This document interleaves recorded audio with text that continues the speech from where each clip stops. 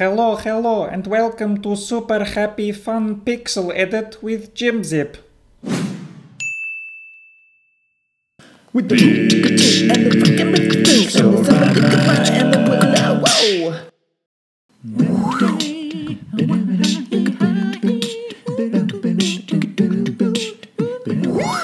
Thanks very much for tuning in today. Today we are going to tackle a delicious coffee machine. This delicious coffee machine. So as you can see, I have a reference image here.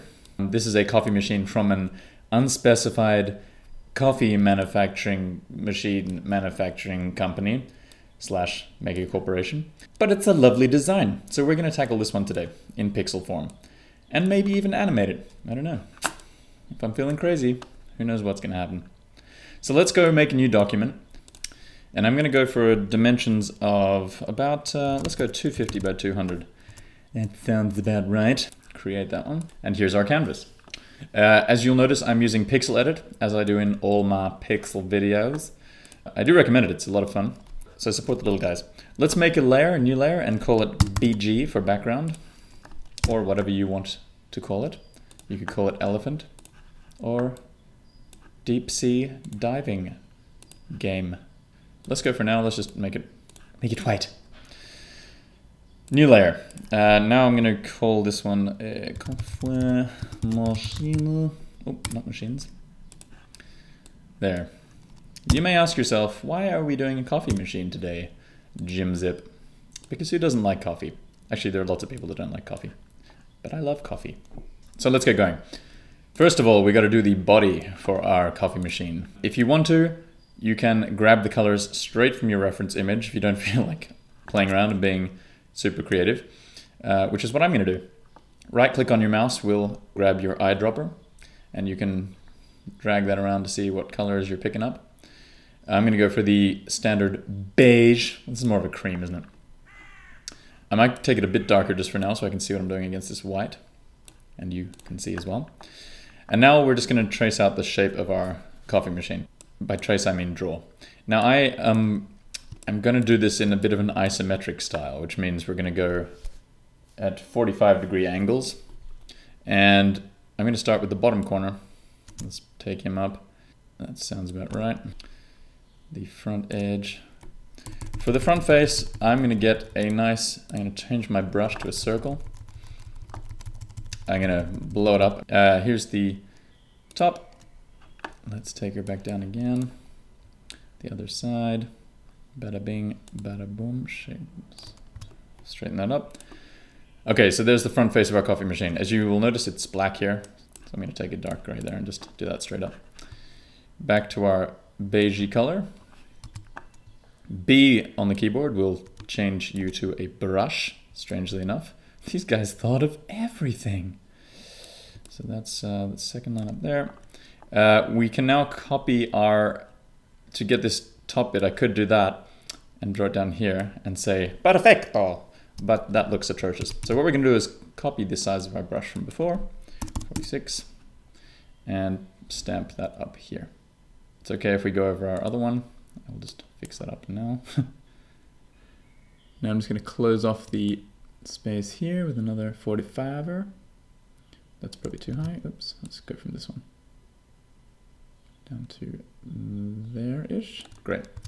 Fill in these spaces, and we got ourselves the, well, it looks like a tombstone, but it will be a coffee machine eventually. Let me just add another line here. I'm not feeling great about this.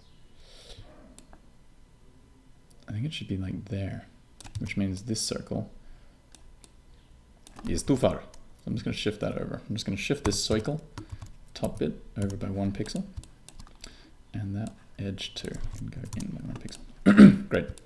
Yeah, so we're looking a bit tombstone-y right now, but we can fix that up in a minute. It's probably just a bit too long. We could just go like that. In fact, I'm going to do that. Let's do that. And then it makes it look a little more stampy. I don't know how that fixes our tombstone problem, but whatever. Okay, let's get into the details. The front section here is going to be twicky. We'll get to that in a little bit. For now, let's start with the top slot and this little beveled area. Once again, grabbing our color from the front face here, I'm gonna pull that back 45 degrees. It looks like it almost goes to the back of the machine here. So that's cool. Let's just follow that contour. I'm gonna draw this side as well so I know where I'm ending that top line. Ooh, how quaint. I end it right there. Okay, that doesn't really please me so much. Let's try that line again. Copying the exact number that I did on the other side. I think that'll do it. Okay, this is looking really off to me, so I'm just gonna give it another row here of pixel. It still looks like it's a bit lopsided. We'll fix that up in a second with some contouring. In fact, let's do it now. Grab your beige color again. And now I'm gonna go for a lighter beige than what I've used for this side bit. Let's select them both at once and you can see what I mean. I'll make this a wee bit lighter here. Oh, hey, that's a nice light beige. Is it noticeable? Yes, it is. So now we can bring that along this line and we'll get what I call a lip. I don't think that's very pronounced, so I'm gonna do another layer, another row of pixels rather, and really try and bring out that depth a wee bit. Oops. As you can see, we're starting to get a little bit of depth up here. Now let's go the other way. Let's make it darker. And I'm just going to pull it down this side. One reason this also is looking a bit lopsided is because I forgot one major component of this coffee machine is the outside lip here. So let's put that in. Let's put that back in. Let's grab our light beige so we can see what we're doing. And let's give this the lip that it so sorely deserves. 46 was our big brush. And now I'm going to make that brush a wee bit smaller. How many pixels do we want on each side? 3. So let's go 40. There we go. Great. Back to our mini brush. Grab our beige again. Okay, cool. And now we have this middle area which we've got to get rid of. How does that look there?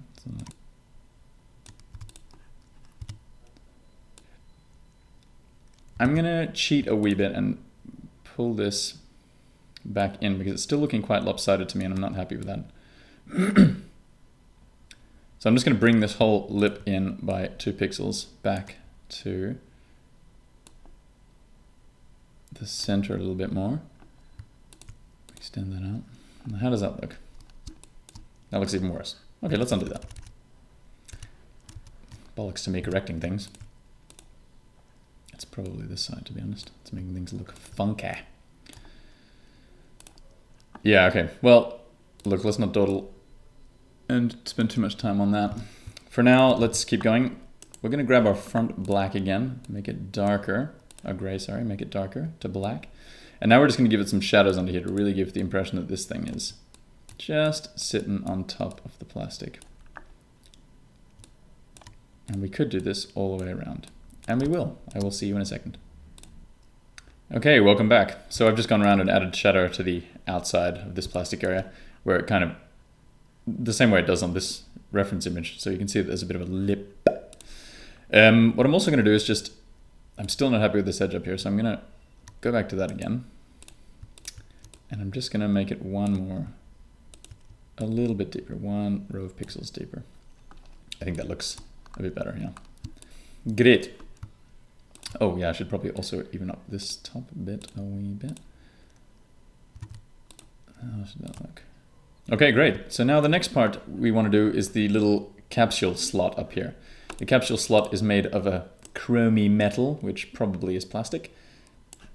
But I'll give them the benefit of the doubt and say that it's a lovely, high-quality titanium. Polished chrome, even. It has a semicircular top part, and the bottom part is relatively flat, and it just sort of follows the contour of that machine. It's hard to see what's going on here. Let's make this a different color. Let's make it lighter so you can see what's going on. There we go. That's gone too far. And then it extends back. It goes back a wee bit and then once again, follows the contours of the machine. Now, just so I can see what I'm doing, I'm going to make this a wee bit darker and give the back of the capsule slot just a bit of differentiation there. It sort of sticks up a bit here too. That's too much. We really shouldn't be able to see those dark bits if they're on the front. I mean, they should be on the back side only. And to get that kind of chromy look, we can play around with that a bit. Copy what you see here, which is basically, that's too dark. What's really interesting about chromy surfaces is how light and shadow play off them. As you can see, there's dark bits at the back here. There's this thin line of black, and then the main surface is gray. And then in this photo shoot, they've obviously got some sort of white panel or something in front of the coffee machine. And you can see that the little slot is reflecting that. But these dark and light areas are really interesting. They look really nice if you can get them right. I'm probably not going to get them right now. And I've also chosen, for some reason, some kind of weird browny color. I actually wanted gray here. Let's do a color replace. Color replacement is a fantastic tool.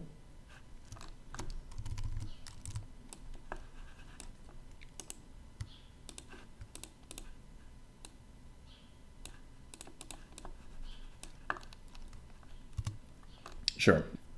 Let's just make it a little bit more curvy, perhaps. Yeah. I said we wouldn't put that color on the front, but I will. Bollocks to the rules. And actually, I am going to do some more tweaking. Let's make this gray a wee bit darker. This one a wee bit darker as well. Sure. Yeah, it's not great, but it'll do for now. So there's our capsule slot. And now we're going to move on to the front of the machine. Let's start by doing the front surface. And the front surface has some interesting shapes we need to tackle. For example, this nozzle here. That nozzle is it's kind of an inverted teardrop shape, as you would expect. Otherwise the coffee would come fountaining out. Anyway. So what we want is a big brush. Now I've chosen here, let's go 28. What we want to do is bring this nozzle outwards, but of course we can't bring it towards us, and we're doing an isometric view, so it's going to come down, well, as we're looking at it here, down and to the left a bit. You'll see what I mean. So let's do the shape of the nozzle first. Let's go back to our small brush. We've got that big one here in the center now, the big stamped big brush. And I think the nozzle goes something like this. Cool. And, oh, I've gone too far. There. Fill that in. Great. It's kind of more, it's not quite like that, is it? It's more of a sharp, hello. Kind of more of that sort of thing, isn't it?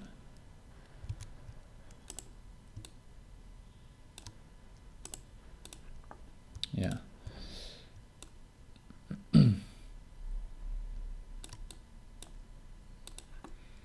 Okay, so there's our nozzle, and it's basically the shape we want to now replicate outwards and downwards.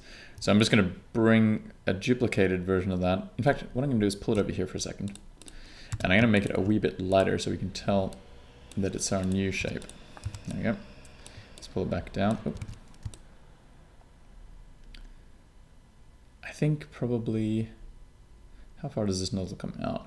It comes out quite a ways actually.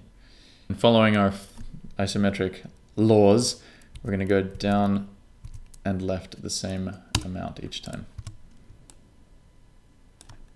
Yeah, cool.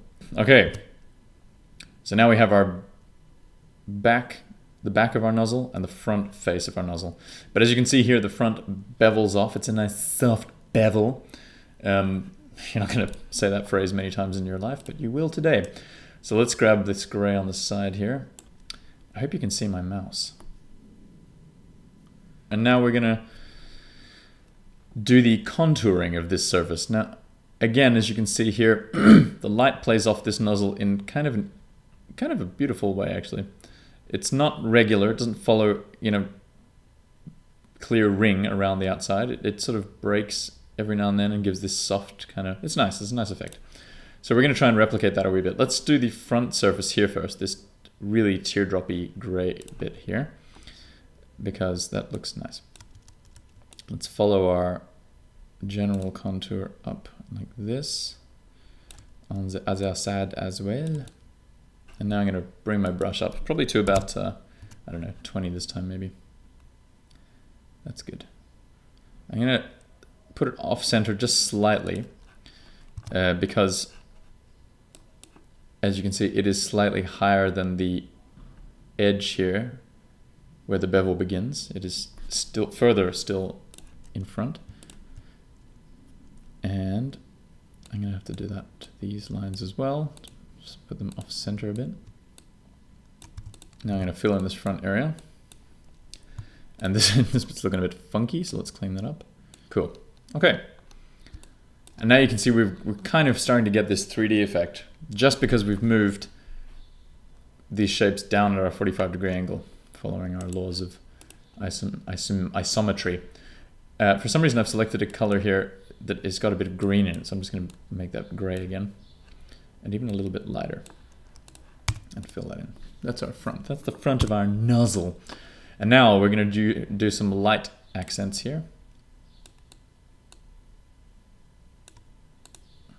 What's really nice with these light lines, if you're doing these on reflecty surfaces, surfaces that are catching the light, if you break them up every now and then, they tend to look way better than if you just keep them as a straight line. For example, here I'm just giving little breaks in the light. I'm going to actually choose a lighter shade still because I really want these highlights to kind of pop. But I'm not going to cover the whole line in that new lighter gray. I'm just going to do bits of it because I want the reflecty bits to look like they are falling off softly, if that makes sense. That's too much. Now, let's get back to the front piece of our nozzle. I think let's take it a shade brighter. And I'm going to follow the curves a little bit, but not totally, because I still want to give it that soft curved look. And fill it in. And then we'll fix this up a bit. Just going to go around the outside of this slightly darker gray. Some pixel artists are proponents of using very, very few colors, a very limited palette. And I sometimes am as well. It depends on what I'm working on. Game art often requires, well, it doesn't require anymore, but it used to require a very limited palette. And now it's quite open. You can use as many colors as you want generally nowadays in games, as long as they stick to a sort of style, a stylistic whole. But in stuff like this, where it's just art for art's sake, I'm going to be a bit more fluid and let myself get away with a few more colors.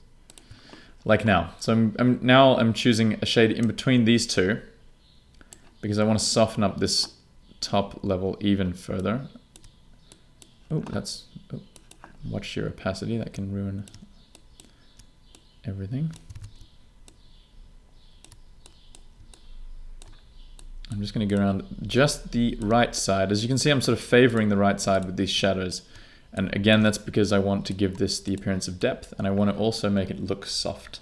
Oh, I can actually maybe go a little bit further down this side and soften that up. I think I've gone probably too far with the two grays here. I think this one's too light compared to the other one. So I might just darken it up. Bear with me for a sec. Let's see if this works. Let's go for mid shade. And opacity back up. And now let's do a color replace.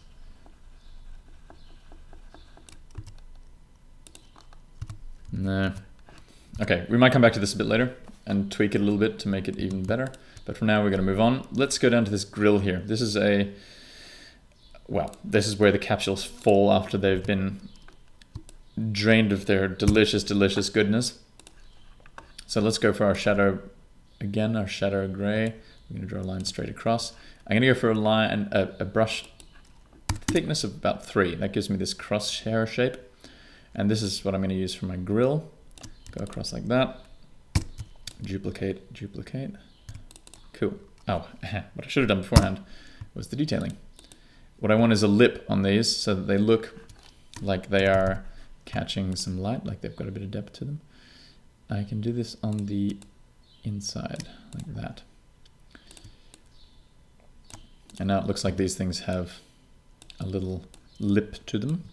Let's just duplicate them down. Cool. So there's a grill.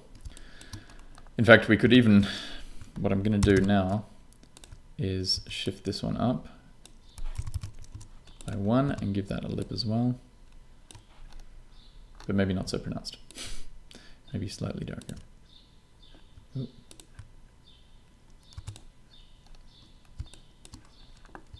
It's probably too dark.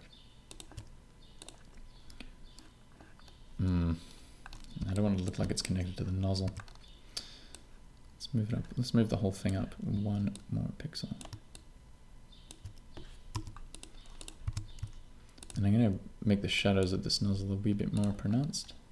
All right, now the bottom platform where the cup rests. As you can see, I've made my machine a wee bit shorter than it should be. I thought originally it was too tall. Now I'm thinking it's too short. But let's roll with this anyway. Let's do the foot here. To save a little bit of time, I'm going to make it square. Am I? Yes, I am. Let's go for our lighter shade because this surface is looking up. In fact, while we're on this subject, the areas on the top of the machine, I think, should be catching the light. So I'm going to make them also a bit lighter. Let's go for a mid-tone. 50. Cool. Fill that area there and there. Okie dokie. Maybe that's... There'd be a lip here. Okay. Cool. All right, now the foot.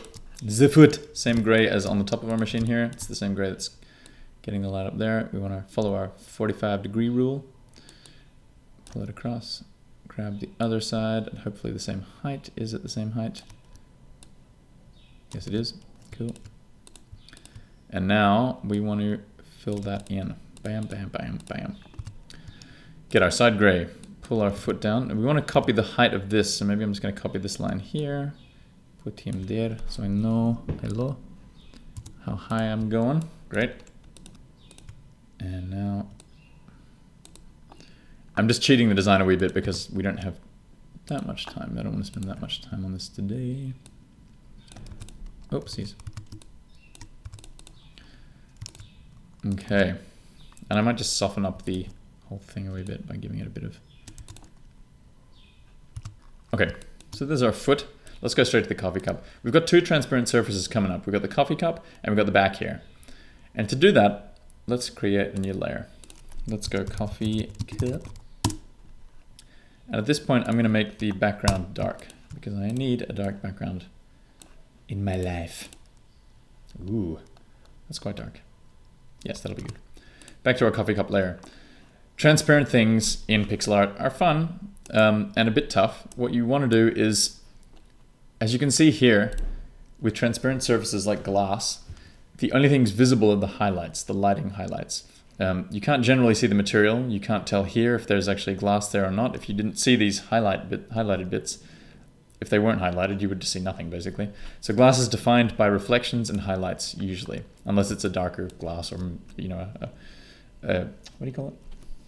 The glass that's cloudy glass. You know the glass I'm talking about. But if it's clear like this, then you're going to rely on the highlights to show where it is. So what we can do here is let's make a brush. Let's make a coffee cup sized brush. Probably about 20. Yeah, let's go 20. Okay. We're going to squash him. So we're going to select him, transform. Zip. About there. Great. Now we're going to take our brush down to little again. And I'm going to draw out the edges of my coffee cup. Kind of following the same lines as above, but it's going to be a bit smaller. of course, because it's the bottom of the cup. There we go. Got to make sure that the same on both sides. I'm just gonna clean up the line work here a wee bit. And now the handle. The handle is just a little wee handle up here. About that big. Yeah. And it has a middle section, which I'm gonna make a wee bit bigger than it should be, just so you can see it. And then there's the back of the glass, which you should also be able to see. Okay, let's rest this on the pedestal. Ready for some coffee. Some sweet, sweet coffee. This is actually smaller than I thought it would be. This is an espresso glass. So let's make it a wee bit bigger. Because I don't want it to be too small. I want to actually be able to see it. That looks like a Lungo glass. I'm not really that much of a coffee snob, but I kind of am a little bit now. I didn't used to be. Back when I was innocent and pure, I didn't have my coffee snobbery to guide me in life. Let's make this handle a wee bit bigger as well. Okay, that's looking good. I like the size of that now. Let's put him back on the pedestal properly. Great. Maybe a bit further back. Cool, ready for coffee. And now what we're gonna do is some highlight lines. As you can see here, these lines at the back of the glass are quite nice. I'm gonna hollow out this cup here so you can just see the edges. We don't want that big thick circle in the middle. That doesn't do anything for us. Bye bye. And now some highlight lines. It looks like there's one here and there's one here, which is a bit thicker. Let's go thickness 2. Oh, actually I want to start it here so there's a bit of a, yeah, that's nice. Let's make this color that we've just used transparent. I'm gonna do a color replace and I'm gonna make this maybe 30. Let's see how 50 looks. That's pretty light. We're just, it's like a ghost cup. I actually want it to be lighter. I want it to be like a white now. Yeah, maybe I'll do the whole thing a bit lighter because I can't really see it. I'm gonna turn the whole thing a bit lighter here. Yeah, that looks fine. I think that's reasonable for now. Now let's do the coffee inside. As you can see here, the coffee's got this beautiful dark shades of brown, luxurious, like gold or brown. I don't know. Okay, and the cup is about that full. Once again, I'm gonna follow our contour lines. And the top of the coffee, oh, the creamer here is a nice, oh, that's beautiful. It's a bit further up. Get this middle shade of brown here from the coffee. And as you can see in the cup, this is a beautiful effect. I don't know if you've ever watched coffee being poured. If you ever get the chance to watch coffee pouring from a nozzle into like an espresso glass, for example, take a look at how it moves. It's absolutely beautiful. You get this lovely cascade effect, kind of like with beer, and these beautiful shades, these beautiful browns. Oops. Okay, so let's kind of copy that effect. Let's bring it down a bit here, this lighter brown. And maybe at the back here where it gets darker, let's get rid of that. I think, to be honest, it's to do with the light in the photo. I actually kind of want this coffee to, let's just fill this whole area up with brown. And the creamer should not, the creamer should have some depth to it. Cool. Let's make the top of the creamer a bit uneven color-wise. I kind of want it to have like a, again, like a lip. Like a... most of this stuff I'm just experimenting with. I've done this now for the first time. I'm doing this now for the first time. So I don't really know what the outcome's going to be, and I'm just playing around. That's what you got to do. There's too much of a difference here in these two colors, I think. This one's too red and this one's too brown, so I'm gonna adjust the red one slightly. Make it a wee bit browner.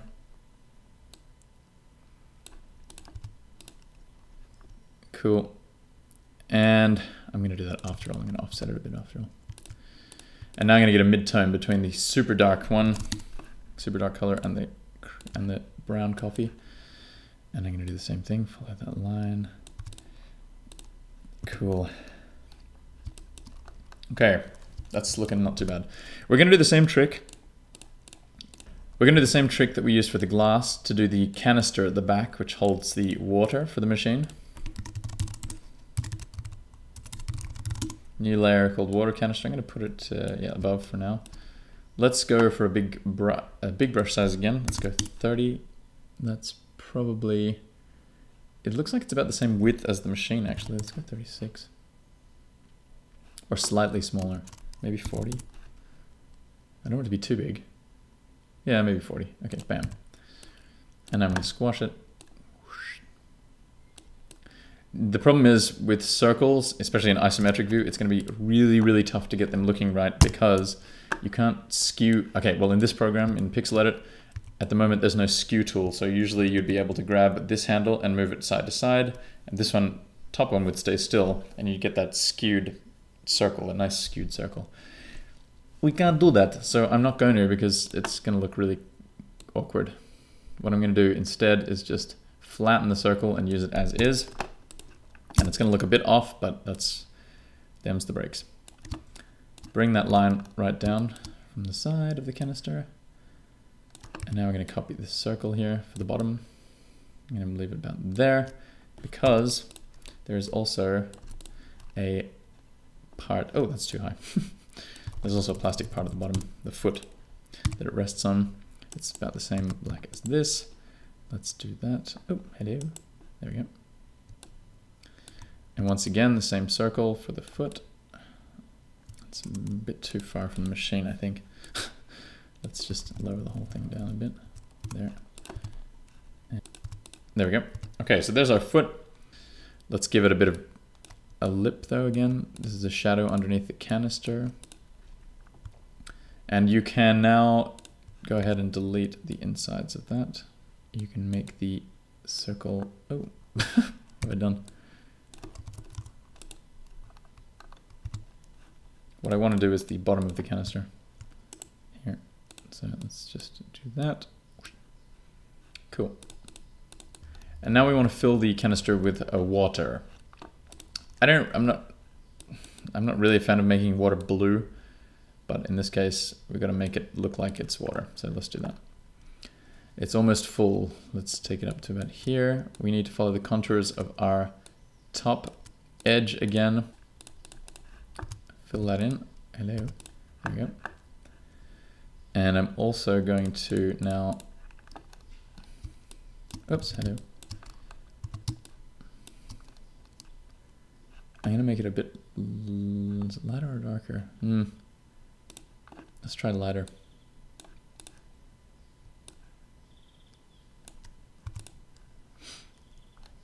Looks a bit weird, doesn't it? Let's go lighter even still. Go lighter and fill the top in with that color. Yeah, okay, that looks better. And now I think we can take the canister. I'm not liking this bottom bit. Let's fill that in. And that should be lighter as well because it's in the water. In the water. Cool. Let's drop the canister behind the machine now. Bam. And it has a lid as well. So actually this top bit should be a lid, should be more liddy.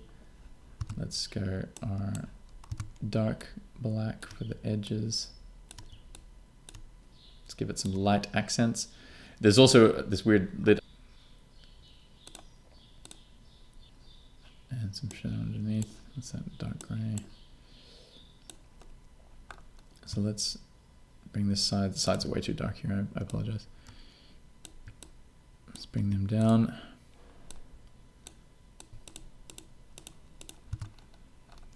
Okay. Side is here. Let's give it a bit of light.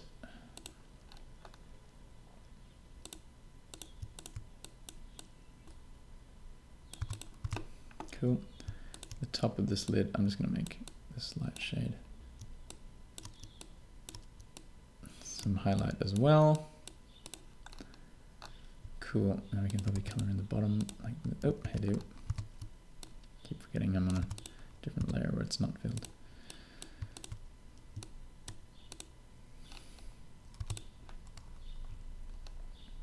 Okay. It ain't perfect, but it'll do. Cool, so there we have our back. And now the last thing I'm going to do is just figure out some highlighting for this whole machine, because highlighting is where the magic happens sometimes. Let's go for a half tone, 150. And we're going to draw some highlights up the side of this machine. Oh, hello, I'm on the wrong layer. Make sure I'm on the right layer. Cool. To make them all the same width, try to make them a bit different. But you have to follow that rule, that 45-degree rule again. Let's go for some highlights on the water tank now. I'm just going to do it on the same layer. Cool. Alrighty. And finally, maybe one more on the coffee cup. There's nothing on the front side, so let's do that. Yeah, that's nice.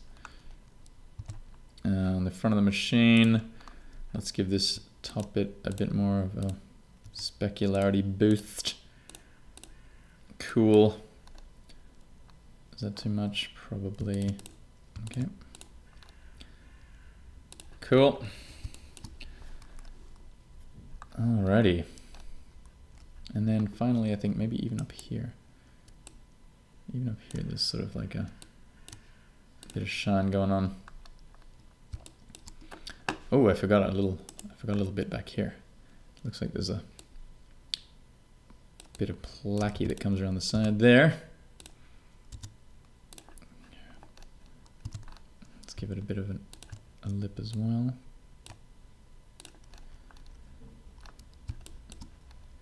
And maybe even here. Just a bit of, no, that's too much. Just a bit of detailing to make sure this looks kind of nice at the end.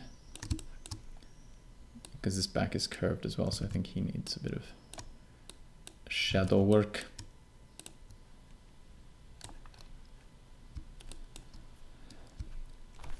Cool. So there you go. That's a Nespresso machine. It's not perfect, but it does give you a little idea of isometric drawing, some experience in transparencies, highlighting some different material tips. Maybe you'll animate it, might animate it at some point. I'm not going to do it today, but keep an eye out for more videos. And thank you so much for watching Pixorama. I'm Jim Zip. Have a lovely day or night wherever you are.